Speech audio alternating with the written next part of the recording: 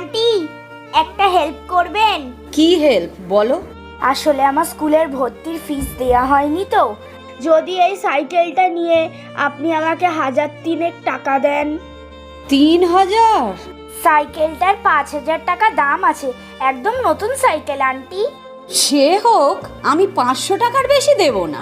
তাই দিন, এখন আমার অসময় তো। এই তো আমার সাইকেল। তার মানে এটা আমি এক্ষুনি 500 টাকা দিয়ে কিনলাম? তুমি কিনেছো মানে?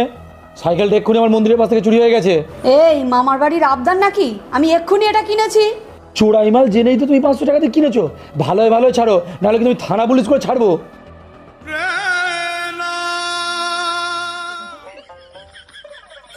কি রে, কত টাকা দিল? 500 500। চল দুজনে ভাগাভাগি করে নেওয়া হবে। চলো।